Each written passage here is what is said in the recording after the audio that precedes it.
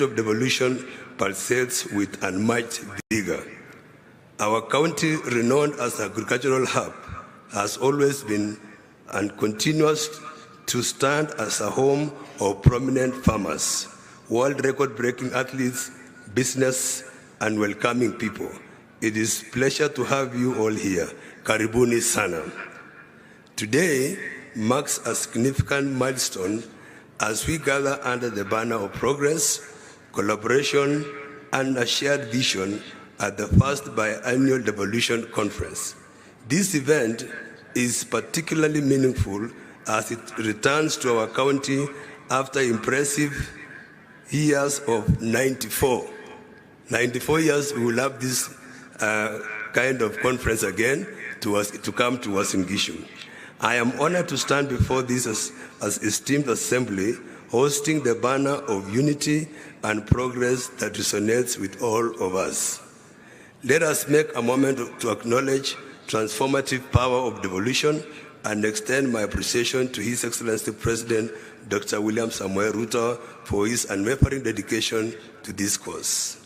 Devolution is more than a mere political or administrative concept. It embodies the very spirit of our nation. It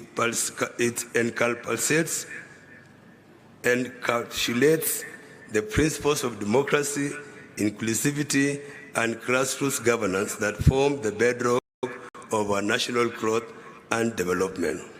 This conference stands as a testament to the strides we have made in nurturing the principles and our collective commitment to steer Kenya towards greater prosperity through the devolution of power and resources. Ladies and gentlemen, education, infrastructure, health, and agriculture are the cornerstones on which our nation's future rests.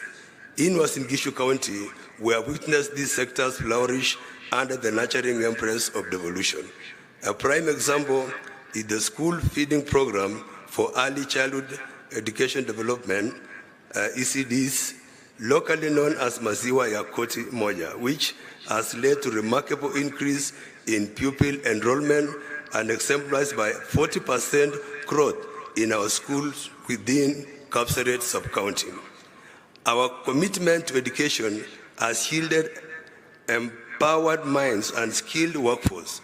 We have recently confirmed our ECD teachers on permanent and pensionable terms, which has boosted their morale. Ladies and gentlemen, our ambition extends further under the visionary guidance of His Excellency the President. The establishment of county aggregation industrial parks and export processing zones holds the promise of transforming employment and opportunities for our youth and attracting vital investments. Substantial progress has made with 135-acre piece of land earmarked for development. As we engage with prospective investors, we eagerly anticipate the manifold benefits these endeavors will bring to our county. Our infrastructure projects have redefined connectivity and accessibility. Well-maintained roads and modern transportation networks have turned Uasin Gishu County into an economic hub within the wider North Rift region. Through these investments in connectivity, we are fostering regional integration, economic growth, and efficient movement of people, goods, services, and ideas. Ladies and gentlemen, medical tourism has been a cornerstone of our county. We take pride not only in having top-notch hospitals, but also in innovative technology-backed healthcare systems. Enhancing maternal and child health services and improving disease prevention and treatment remain vital pillars in our Nguzo Kumi manifesto, which is now implemented as a third county integration development plan. Our county's fertile lands have consistently yielded abundant harvests, solidifying Uasin Gishu County as the nation's breadbasket. Timely provision of essential farm inputs has ignited optimism among our farmers. This year, our fields are abundant with maize harvest and the sight of farmers proudly displaying their produce in photographs exemplifies the positive change fostered under the Kenya Kwanza administration. In the midst of our devolution accomplishments, I urge all of us to center our discourse on fundamental matter, bolstering service delivery through performance management. Devolution empowers our people, ensures equitable resource distribution, and improves lives. To uphold this noble cause, we must not merely inspire for service excellence, but it is the guiding principle for our governance architecture. Transformative service delivery as devolved entities requires proactive performance management underpinned by transparency, which propels us towards effective governance. Ladies and gentlemen, our achievements span beyond sectors. Uasin Gishu County has flourished as an ideal place to work, live, invest, and explore. A secure environment, conducive business climate, and rich cultural tapestry converge to create an ecosystem that welcomes us all. Our strides in infrastructure, education, health, sports, and agriculture not only enhances citizens' quality of life, but also beckon investors and tourists to discover the various opportunities in our county. And as we gather for this conference, let us remember that the spirit of devolution burns within each of us.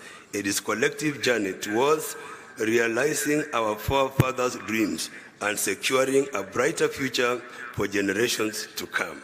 Let's engage in meaningful discussion, share knowledge, and chart a course that fortifies our nation's fabric.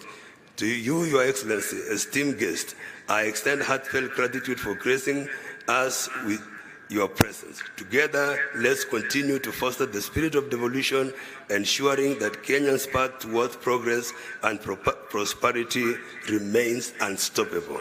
Thank you, and may this conference resonate as a resounding success. Thank you, asanteni sana. Na niseme karibuni tena Uasin Gishu.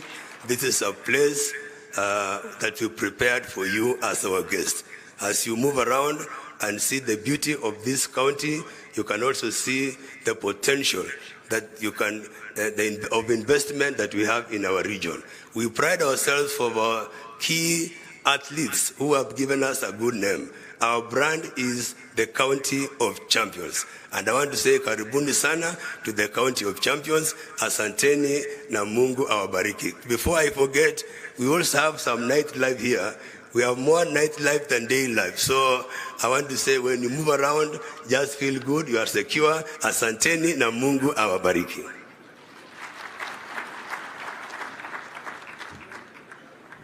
Thank you very much, Your Excellency Jonathan B. Next, Your Excellency, I would like to call upon the whip of the council, and that is Governor Stephen Sang, Governor Nandi County, to come and make his remarks and also run the program from here. Let's give him a clap as he's coming. Welcome, Governor Sang.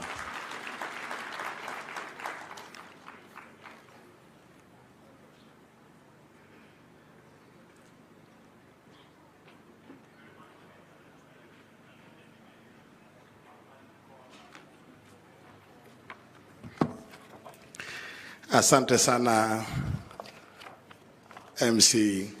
God is good and all the time.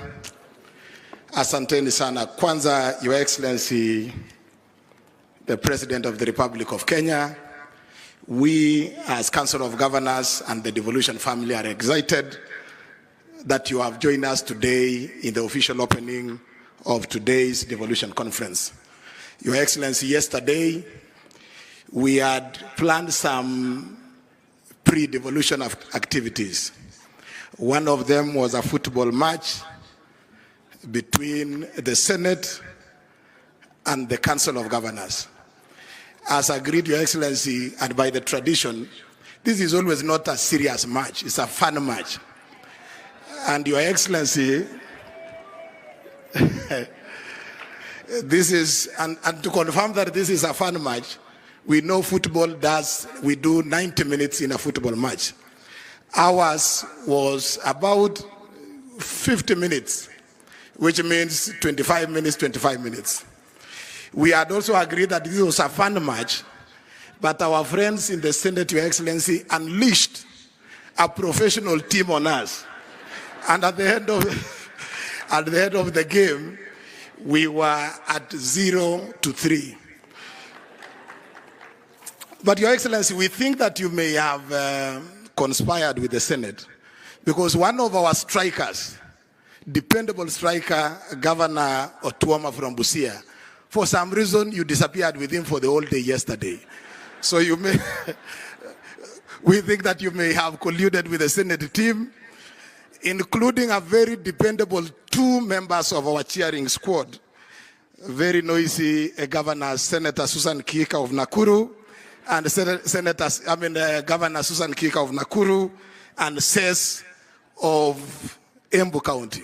So, Your Excellency, we hope that in the next biannual devolution conference, you will find time to side with us and not with the Senate, so that we can redeem our image as governors. Nonetheless, we still have the 3 days ahead of us. We will be able to prove ourselves as COG. So, asante sana, we have, Your Excellency, very few remarks from our sponsors, and I want to take this opportunity to welcome our remarks from our platinum sponsors, starting with Ambassador Meg Whitman, the U.S. Ambassador to Kenya, to come and make our remarks. Karibu, Balozi.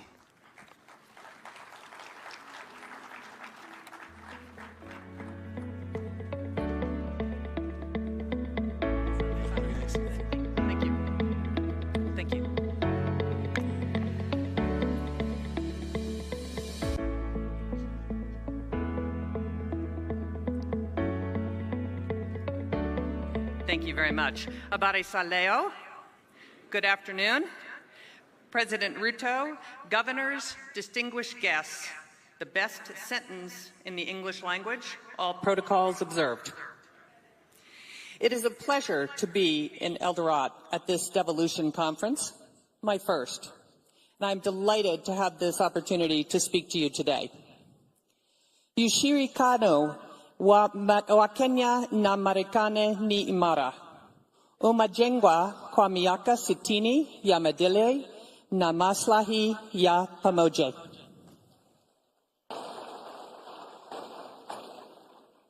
Our partnership has enhanced security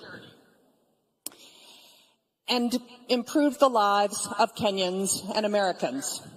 Since I arrived in Kenya, my team and I have been focused on strengthening the U.S.-Kenya trade investment relationship in coordination with the Kenyan government.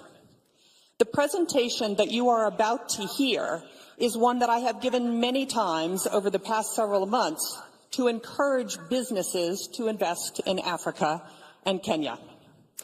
I want you to hear the pitch too, and hope that you use the data for your own pitches. And I welcome you to add your county to this story. And the story is, why Africa, why Kenya, and why your county? Whether that's Homa Bay or Kilifi or Nairobi or Mombasa. Let us seize this moment to increase bilateral trade and investment to all our citizens. Now, just after I arrived, it became clear to me we needed to update the narrative on Africa. For example, when I was a CEO, I'll be honest, I probably thought about Africa 1% of the time. Many businesses I managed were elsewhere. But if I were back in the boardroom today, Africa would be on my radar for 2 very simple reasons: supply chain diversification and net zero emissions.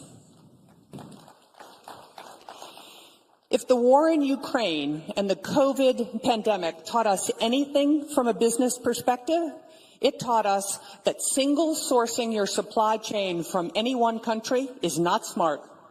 Single sourcing is a recipe for supply chain disruption and shortage. Today, every company is looking for new places to diversify their supply chain. Now, what the war in Ukraine and the pandemic did to spur supply chain diversification, climate change has done for energy use. Businesses are pushing for net zero emissions to meet their climate change mitigation goals. And Kenya, as you know, generates 93% of its electricity from renewable sources, and this percentage is only going to go up with geothermal, solar, and wind investments.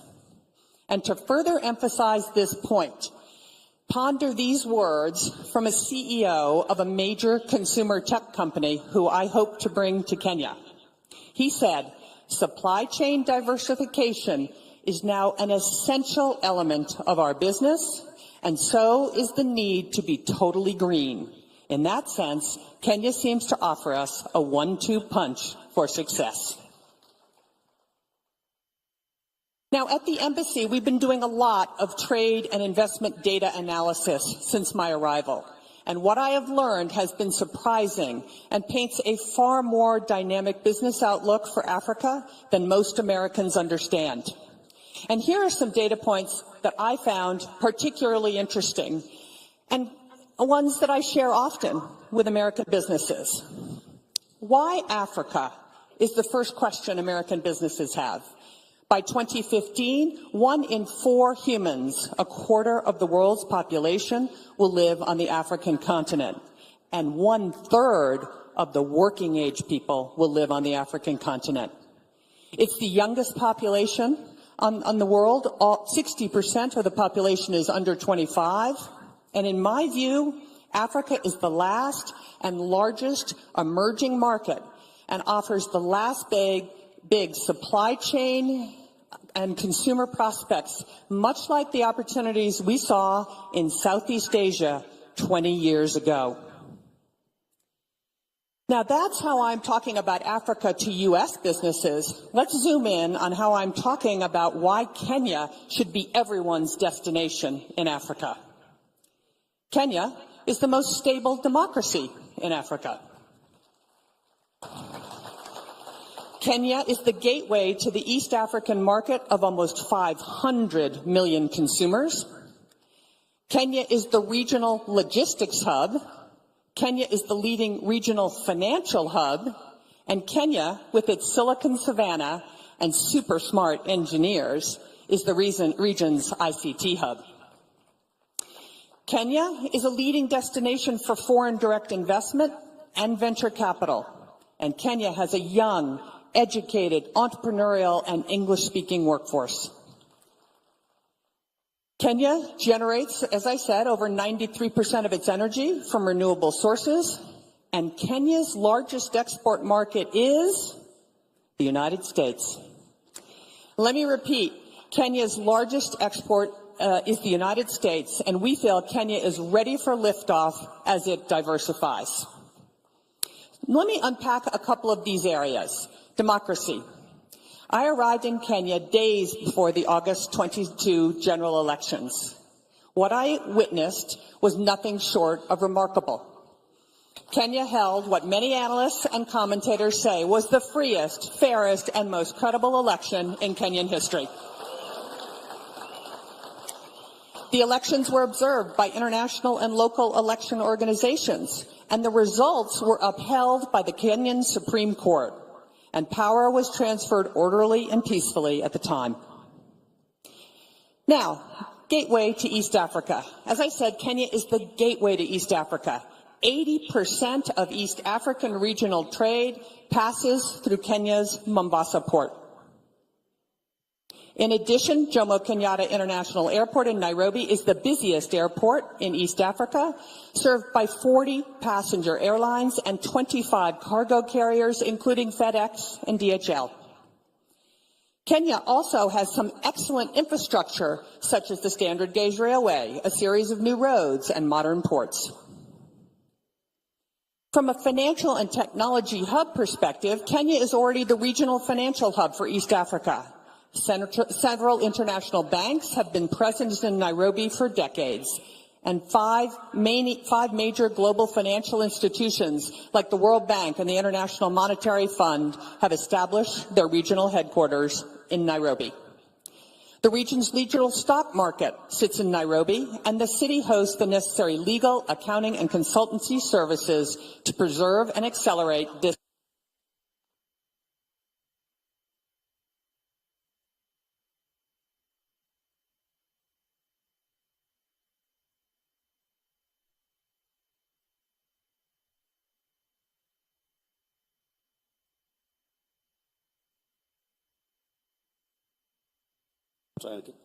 There we go. Okay, great. Thank you.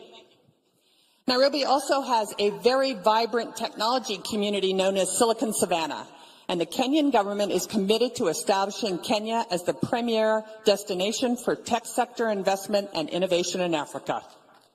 Many leading U.S. companies are already in Kenya, including the names that you see on the screen. Emerging, but also hugely impactful, having a little trouble there. Emerging, but also hugely impactful Kenyan tech companies like Copia Global, Semiconductor Limited, Twiga Foods, Market Force, Power Financial Wellness, and others are here in Kenya. I've met these companies, I've visited their operations, and what I see happening here has many of the critical components that make Silicon Savannah an even bigger success. Now, at the nexus of finance and technology sits one of the most impressive companies I have ever seen, M-Pesa. M-Pesa has annual revenues of over $1 billion, $360 billion of gross market value flowed through the platform last year. And it has an open API of over 60,000 developers. M-Pesa has over 50 million customers in 7 countries and is involved in over 70% of Kenyan transactions, powers over 5 million businesses, and 60% of Kenya's annual GDP flows through it. Let me say that again. 60% of Kenya's GDP flows through M-Pesa. And let me tell you, I know a little something about this industry, having bought and owned PayPal at eBay. And I assure you, M-Pesa is extraordinary.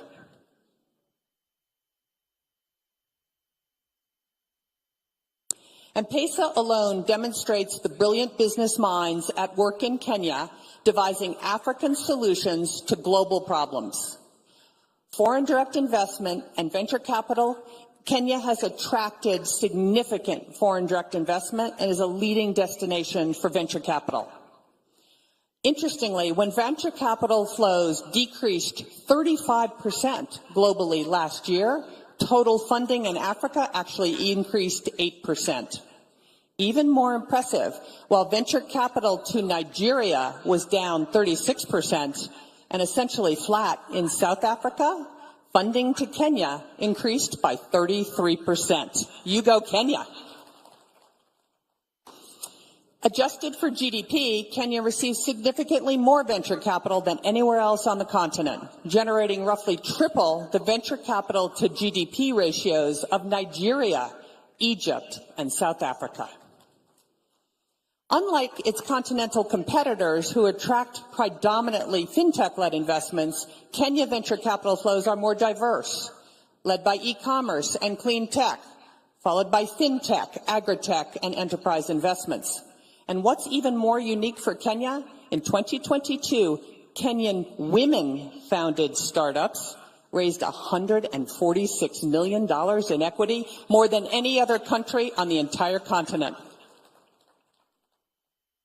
As I said, more than 90% of Kenya's on-grid electricity is currently generated from renewable sources, primarily geothermal, wind, and solar.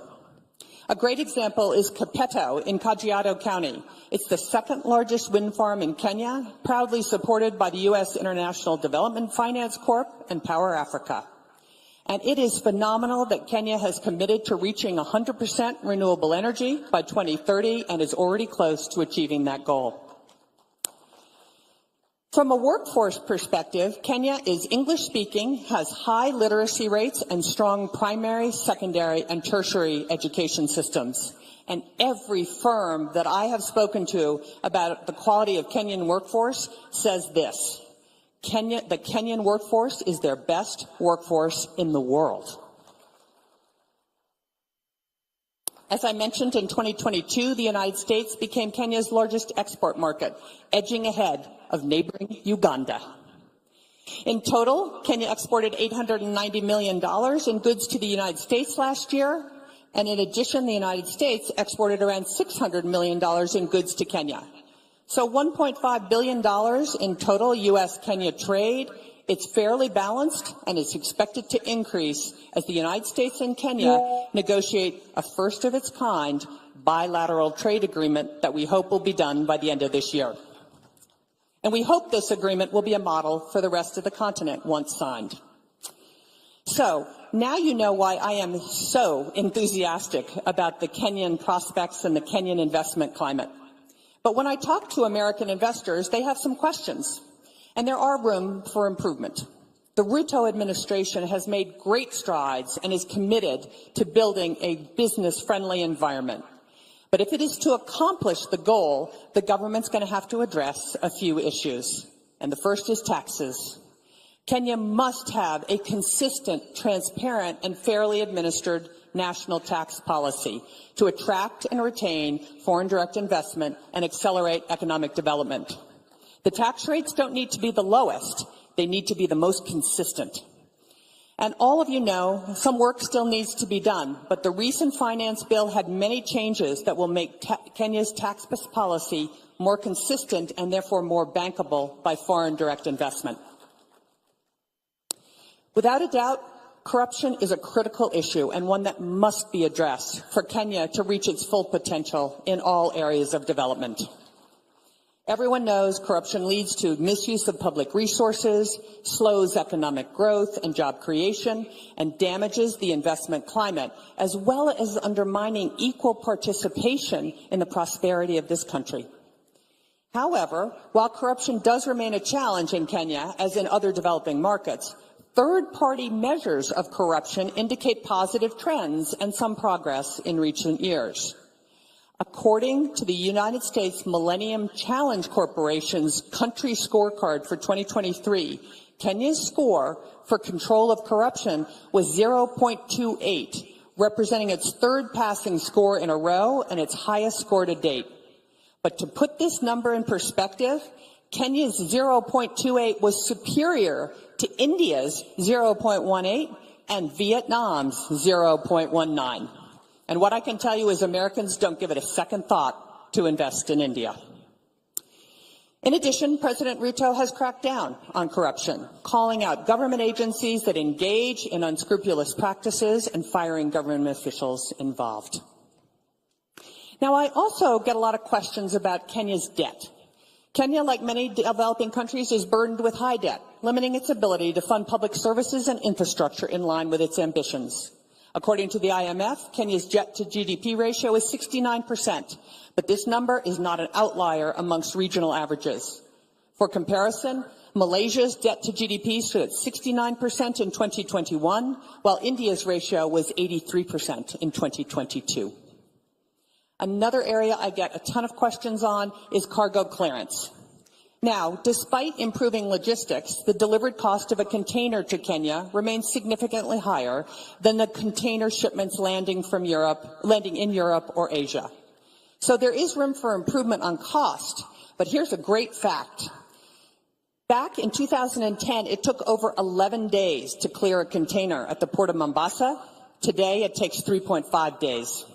And this reduction has occurred despite cargo increasing over the past 5 years from 27 million metric tons in 2016 to nearly 35 million metric tons in 2021. So this is an important thing for Americans. This is an excellent opportunity, I think, to put to rest the argument that Kenya is not a manufacturing country. True, Kenya has room to grow in this sector, but manufacturing is happening here. And let me give you a few examples of Kenya's manufacturing prowess. Gearbox in Nairobi County, a high-mix, low-flow electronics manufacturer, runs a state-of-the-art, what we call a surface mount assembly line. And in November of 2022, began manufacturing Raspberry Pi's Pico product for the African market. Gearbox's production quality, catch this, meets or exceeds that of Raspberry Pi's other production sites in Wales and Japan, producing a first-pass yield of 99.6%. Semiconductor Technologies, a U.S.-owned semiconductor manufacturing and nanotechnology company in Nyeri County, is growing rapidly and has hired more than 80 Kenyan engineers in the last 12 months. Kenya's Revital Healthcare in Kilifi County is one of the largest manufacturers of medical products in Africa, producing 48 devices and exporting to 28 countries. Isuzu has operated an East Africa assembly plant in Nairobi since 1977, selling more than 90,000 units with more than 15 models. And there is also a robust and growing e-mobility manufacturing assembly industry in Kenya. Kenya is the future for Africa's 2- and 3-wheel e-vehicles and e-buses. And lastly, when we talk about trade, we have to talk about apparel and apparel manufacturing. Last year, Kenya recorded its highest ever apparel exports to the United States, over $540 million, employing nearly 200,000 Kenyans, mostly young women. Leading U.S. apparel brands sourcing from Kenya include PVH, which includes Tommy Hilfiger and Calvin Klein, Contour, which includes Lee and Wrangler, and several more, including Walmart and Levi's. And what we hear from these brands, they want more Kenya apparel manufacturing, both because of the high quality of labor and Kenya's leadership in renewable energy. Brands are steadily moving production operations to Kenya from Sri Lanka, Bangladesh, Ethiopia, and China because of what you have to offer. And more of this is on the way. I think apparel manufacturing may be the biggest near-term employment opportunity in all of Kenya. So clearly, there is something happening here. It's abundantly clear to me, and every day I try to make abundantly clear to the international audience, that Kenya is open for business. Over the past year, the Kenyan government has been implementing real measures to improve economic conditions and create a business-friendly investment climate throughout the country. Following months of deliberation and consultations with the political and the business community, President Ruto announced the following reforms at the March American Chamber of Commerce Business Summit. A consistent, fair, predictable, and enduring tax regime. Alignment of Kenya's data protection regulations with the multilateral global cross-border private rules framework. A 6-month deadline for KRA to either pay all verified tax refund claims or provide offsets. Elimination of the VAT on export services. Elimination of the domestic equity requirement for ICT companies. Removal of tax on stock-based compensation for employees of all startups. And commitment to adhere to the OECD two-pillar solution framework for digital services tax. And finally, a commitment to revitalize Kenya's special economic zones to maximize their competitiveness, and more reforms are in the pipeline. As you can see, there is so much opportunity in Kenya, and an opportunity to bring the U.S. and Kenyan businesses closer together. All of what I'm about to announce has happened in the last 12 months. In agriculture, Del Monte, the largest private sector employee in Kenya, has invested $5.5 million in a new state-of-the-art fresh fruit packing facility in Kiambu County. Contegra, a U.S.-Kenya company on the forefront of restoring Kenya as the leading producer of organic insecticide, is building a new $15 million pyrethrum refinery in Nakuru County, benefiting over 90,000 farmers. Regen Organics, an incredibly innovative company founded by young MIT graduates, they're like 27, turning waste into fertilizer, fuel, and animal feed. They will expand their farm and organic waste collection, more than doubling their production of affordable, locally produced agriculture inputs, benefiting 10,000 farmers. And they're building a new $7 million factory that will create 500 jobs in Kakamega County. In apparel, the industry that continues year-on-year expansion, new partnerships have been launched with several leading manufacturing companies, including MAS and Mega, Coast Apparel, and UAL, and they will create at least 20,000 additional jobs and increase exports by 200 million in the next year. Many of these investments are in Machakos County. Best Corporation, also in Machakos, will launch a new apparel manufacturing facility in mid-2023 with plans to hire 2,400 new employees. And NextGen will build a state-of-the-art apparel labeling and packaging facility that has already broken ground and will be operational in September. In ICT and innovation, CCI Global, the largest business process outsourcing company in Kenya, has doubled its workforce to 8,000. In the next 6 months, they'll add 4,000 jobs in Kenya, in Kiambu County, for American clients like United Airlines, Spirit Airlines, JetBlue, AT&T, and Shipt.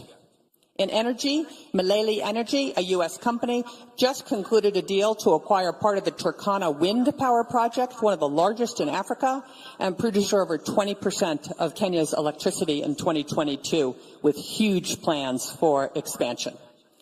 And last but certainly not least, in the medical pharma industry, the government of Kenya and Moderna finalized an agreement to build a new $500 million vaccine manufacturing facility in Kiambu County.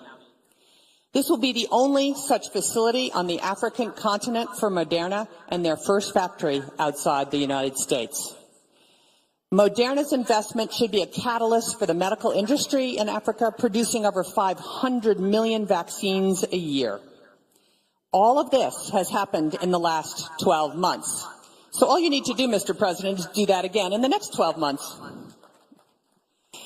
And there are more exciting developments happening every day.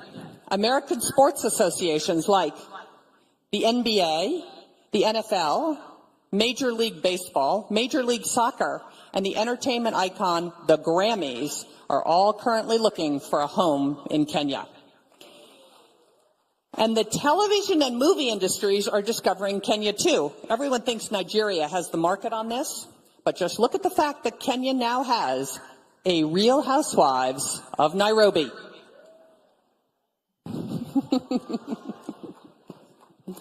So, there are many reasons why global businesses are considering or should consider Africa, and specifically Kenya and your counties, for trade and investment opportunity. This is your opportunity. What are your priorities? What is your sales pitch? And as I said at the beginning of this presentation, when I was the CEO of HP, I only thought of doing business in Africa about 1% of the time.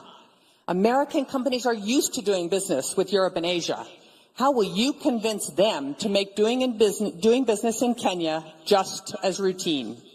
I encourage you to take this presentation. There's no trademark on this presentation. Take this presentation and tell the story of why Africa, why Kenya, and why your county. Why Garissa? Why Mombasa? Why Isiolo? Why Nakuru? Why any county in the country? You should be able to answer the question, why Africa, why Kenya, and why your county? So to conclude, the United States and Kenya are open for business.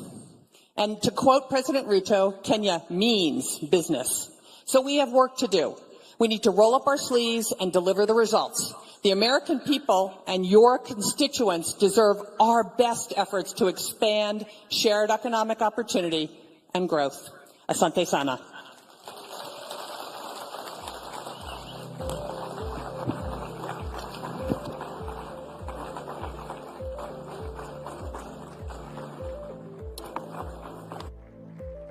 You will all agree. Thank you very much, Balozi. You will all agree that it would be difficult to cut short such kind of a candid presentation pitching for Kenya. The parting shot, Kenya is open for business. Counties are open for business. Our next speaker, I hope you will make your remarks fairly moderate because we are catching up with time. Our platinum sponsor, Safaricom PLC, Chief Executive, Mr. Peter Degwa, karibu sana.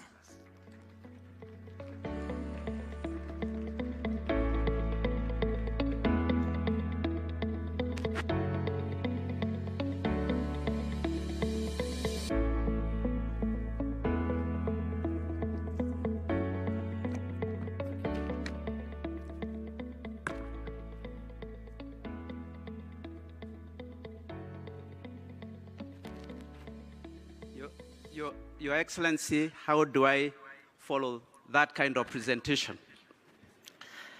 But before I start, Your Excellency, I wanted to say to Governor Sang of Nandi in terms of the issue of being beaten by the Senate in the football. Last night when we had the governor's evening dinner, I offered to give him a few people from Safaricom next year to play in the governor's corner so that you can win against the Senate. So, Your Excellency, Dr. William Samoei Ruto, President of the Republic of Kenya and Commander-in-Chief of the Kenya Defense Forces, the Honorable Governor Anne Waiguru, Chairperson of the Council of Governors, the Speaker, National Assembly, and also the Senate, Prime Cabinet Secretary, Cabinet Secretaries, Your Excellencies, Governors, Honorable Members of Senate and National Assembly, Ambassadors and High Commissioners, all protocols observed. Ladies and gentlemen, good afternoon. Good afternoon. It gives me great pleasure to join you at this devolution conference as representing Safaricom, and I thank the ambassador for becoming a chief marketing officer, especially for M-Pesa. It is true that we transact about $1 billion Kenya shillings through $1 billion through the M-Pesa platform. So it is a significant part. But I'm happy to be here in the home of champions as Safaricom, which has been a major partner for devolution, but also digitization. But I'm also happy to be here as one of the platinum sponsors for this conference. This year's conference marks the 10th anniversary of devolution, a feat we should all be proud of. As Safaricom, we feel privileged to have worked with the national and county governments in the devolution journey every step of the way. We are a purpose-led, Kenyan-born company that uses transformative power of technology to enable Kenyans live better lives. It is about combining the power of innovation and technology to improve lives of people. We empower individuals, micro, small, and medium, and large businesses, as well as the government, both at the national and also county level, by connecting people to people, people to opportunities, and people to information. Your Excellency, ladies and gentlemen, our DNA is Kenyan. But beyond our borders, you have heard, we fly the Kenyan flag, driving financial inclusion across Africa through our innovative solution, M-Pesa, that has been recognized globally as one of the top 10 most influential financial inclusion projects in the last 50 years. We've also expanded our footprint across the border to Ethiopia, where we've started commercial operations since last year. Our Ethiopia business has started off well and is growing every day. We are past the 5 million customer in terms of customers recruited, and also close to 2,000 sites that we've set up so far. Through the foundation, which is the Safaricom Foundation, we have built a footprint in all the 47 counties, and many of the county governors and officials are familiar, partnered with over 4,000 partners and implemented over 4,000 projects, investing over 7 billion Kenya shillings since Safaricom Foundation was started on August 14th, 2003. These investments have impacted over 10 million Kenyans. So Safaricom Foundation is 20 years old. Please clap for Safaricom Foundation. As we celebrate the 20 years of impacting lives positively, we hope to inspire hope for a brighter future through sustained community engagement, both through Safaricom Foundation, through the M-Pesa Foundation, but also through our commercial operations, which many people in this room are familiar with. Your Excellency, ladies and gentlemen, it's for this same passion for our people that I find myself here today. We are your partner for digitization or digital transformation, and your technology enablers in ensuring that Mwananchi receives government services efficiently and conveniently. Specifically, we are working with both the national and county governments to provide secure connectivity. Secure is important in the cyber world. Infrastructure development, such as cloud and fiber and financial technology and affordable smartphones. I know this is your favorite topic, Your Excellency. Recently, His Excellency, President Ruto said that it was our collective duty to deploy the best innovations and technologies to make Kenya efficient, competitive, and prosperous. His Excellency has pronounced himself on several occasions, pledging to enhance government service delivery through digitization and automation of government services for online access. Safaricom is right at the heart of technology advancements that the country leadership recognizes as key in enabling prosperity for its citizens. We've been a partner with national government initiatives on various sectors. In agriculture, we supported the government rollout, the revolutionary fertilizer subsidy program to over 3.2 million farmers across the country. I thought I would receive a clap for that. Under the financial inclusion program, over 22 million Kenyans have benefited from the Hustler and Women Enterprise Funds, which we disburse on behalf of government. We have provided infrastructure, including our agents' network and payment services, that have enabled digitization of these services. I wanted to say that when the President launched Hustler Fund on the day of launch, we got 5 million attempts trying to get onto the Hustler Fund platform. And only platforms like M-Pesa can be able to handle that kind of traffic and be able to operate and deliver the rest of services across the board. This project will not only provide employment, but will also enable access to afford. Oh, sorry, I just wanted to read that again. Together with others, we are currently finalizing the development of the first ever smartphone device assembly in Kenya. I know this is your favorite, Your Excellency. This project will not only provide employment, but will also enable access to affordable smartphones to as many Kenyans as possible. We are also working with various ministries and county governments to develop digital products and processes for enhanced service delivery to Kenyans. Ladies and gentlemen, as we celebrate 10 years of devolution, we remain committed to support Kenyans realize its digital and technology potential. We've identified key areas such as driving connectivity across counties. We are actively enabling the county governments enhance service delivery to Kenyans through a platform that we are calling My County App.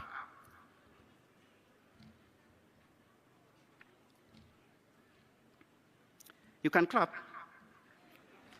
I was trying to look for some notes. So in our engagement, I wanted to explain to you, Your Excellency, that in our engagement with the county government, we have identified one challenge we would like to address in partnership with the counties.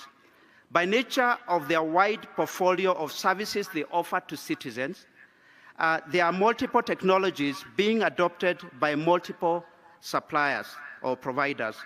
Hence, we are implementing a user experience initiatives that we are dubbing My County App that will allow counties to connect multiple services and multiple technologies and deliver a seamless user experience.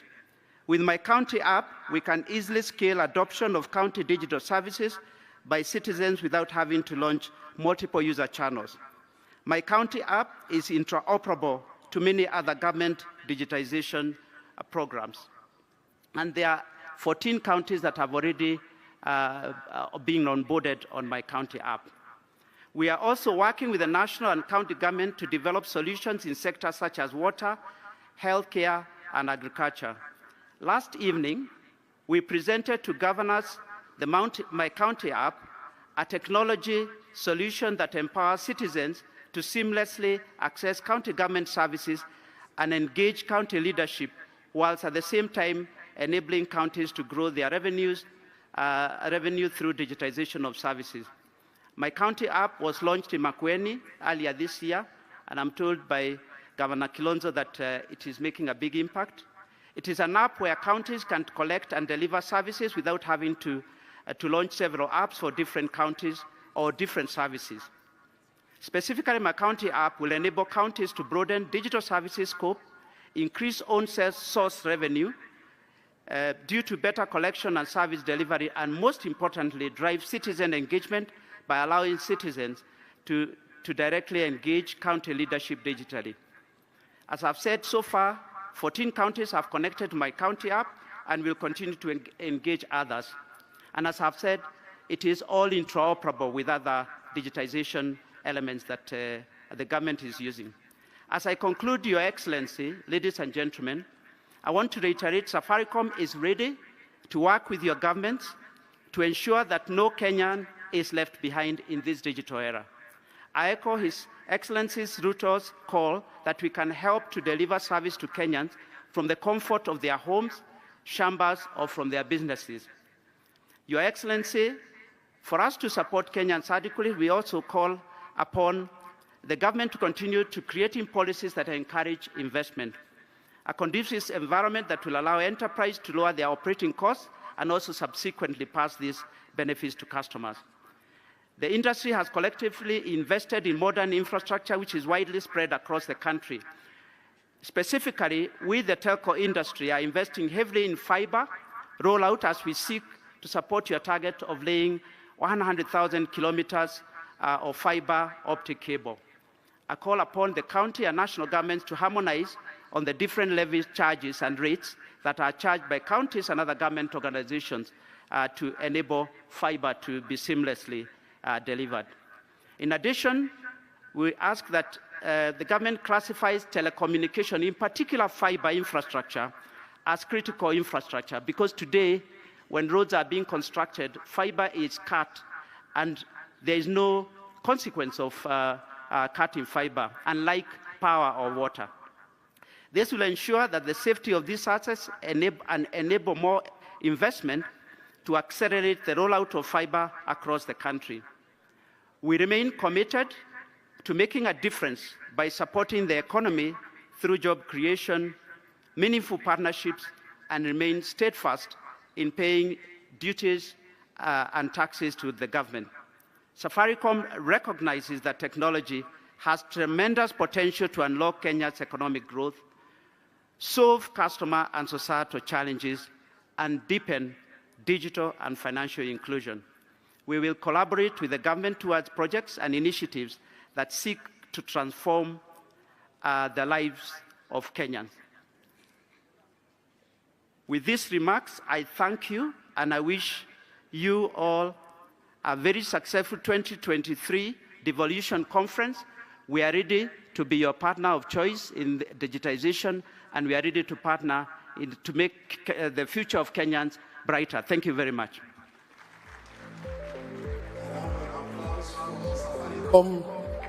Thank you so much.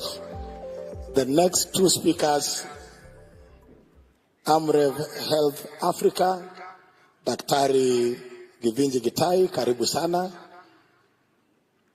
And I also invite on stage KCV Group CEO, Anna Paul Russo, Kamomba on stage.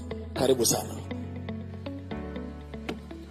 Excellency, President William Ruto and all the dignitaries here, we are the flying doctor, so I'll try and shorten my speech because I know that you are pressed for time. I'll try and keep it very, very brief. And the first thing I want to say is that today I made great effort to dress like yourself because I've been watching you very closely. But my tailor did not do a good job as yours. So I think my suggestion is maybe next time you're seeing your tailor, you call me, we go together. My number is 0737. I'll read it for you. I just want to highlight a few things, Your Excellency.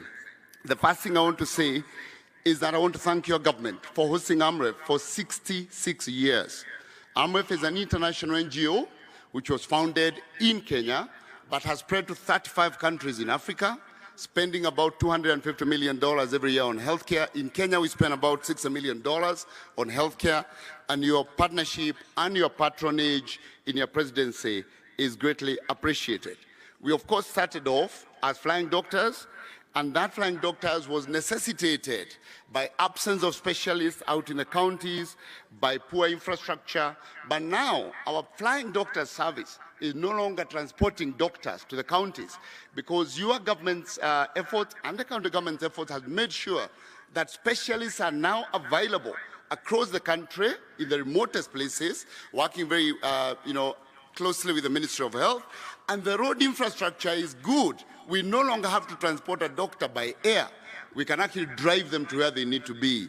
Now we are using the flying doctors, Your Excellency, in doing referral, emergency medical referral for the police, for individuals from poor communities, transporting them for higher care where they are needed. But secondly, and most importantly, we are also, as flying doctors, transporting patients into Kenyan hospitals, enabling medical tourism into this country. Every year we bring close to 500 patients into Kenyan hospitals. The next thing I want to talk about is that we have, over the longest time, worked with all 47 counties. Our focus has been to build primary health care, and now with your agenda of primary health care networks, working with the Ministry of Health, we're enabling about 22 counties to achieve their primary health care network. We are working with the Ministry of Health to enable registration of over 100,000 community health promoters, and we continue to support your agenda to achieve this. In doing so, we are establishing Kenya's largest primary healthcare university. AMREF is spending $50 million, Your Excellency, between this year and next year to build the largest primary healthcare hospital, training nurses, university nurses, community health extension workers, midwives, physiotherapists, and we'll be coming to you at the launch, and we'll be coming to you also for the charter. Right now, we have over 3,000 students in our university environment. Finally, we know that our countries are operating at little fiscal space. The ambassador made it very clear the debt crisis is squeezing the fiscal space further. Efficiency and prioritization is critical. So we continue to work with your government, with the counties, to ensure that facilities are able to be capacitated to run their own facility improvement funds, because that's the best place where prioritization happens. If in this country we have 50,000 schools, Excellency, and each of them runs an account with a board of management. We have many of us been members of board of management, but we are not able to allow the same in the health facilities. It is possible that all health facilities can have accounts, can run facility improvement funds, and they're able to prioritize the needs of their catchment day by day without being encumbered by huge challenges in terms of accessing funds for day to day. Your Excellency, thank you very much. I would like to conclude there. Thank the county government, the chair of the county, COG, for supporting the continuous work we are doing, the host governor, and our development partners who enable all the work we do with your government. I thank you most sincerely. God bless Kenya. God bless you. And I look forward to that call to visit your tailor. Thank you very much, Excellency. Thank you. Thank you very much, Dr. Gitai, on behalf of AMRES Health Africa. Bwana Paul Russo, on behalf of KCB. Karibu sana. Your Excellency, Dr. William Samoei Ruto, the President of the Republic of Kenya, and as guided by my friend, Governor Sang, I'll use all protocols observed to try and save a few minutes, Your Excellency. What do I say about KCB that has been there for 126 years? Benki yako, inchi yako must be one of those that ring when we talk about KCB. Your Excellency, you've been one of the strongest partners for KCB, and we truly thank you. But I can also confirm that the governors in this room will know the support and how KCB has come through to them. A number of areas that I just want to mention, and when I speak about KCB in Kenya, I speak about National Bank as well. You know, there's been a quick support when national government has not disbursed. So sometimes, Your Excellency, we can act as the fuliza for a number of entities and support in that front. But most importantly, the work we've done with governors around MSMEs, the work we've done around the agenda of the MITI. Your Excellency, I think it's very important for me to point out that KCB at the forefront through to Jiajiri program to deliver youth empowerment. And I'm glad that this Friday, Your Excellency, you've agreed to come in to officiate the graduation of 5,000 of our people. We will continue to work with the various ministries and work with county government to deliver transformational partnership. I thank Your Excellency, and thank you to the government owning 30% of KCB. We are not short of capital to support business. I think our single obligor limit is 23 billion. You can imagine what you can do with that allocation. Finally, Your Excellency, in September, we are leading to bring venture capitalists from the US to Kenya to point on to opportunities for investments. One single thing I'll ask governors to support, particularly those who come from the area I come from, is to try and fast-track opportunities for title deeds, Your Excellency, so that those with allotment letters and running businesses can get better funding. I submit, Your Excellency, and I know I have opportunity to speak tomorrow. Thank you so much. God bless you. Thank you very much, CEO, Group CEOs of KCB. The next speaker, Your Excellency, is a friend of Kenya, a friend of the devolution family, the outgoing ambassador, Denmark's ambassador to Kenya, and the chair of the devolution donor working group, Ambassador Ole Thonke. Karibu sana.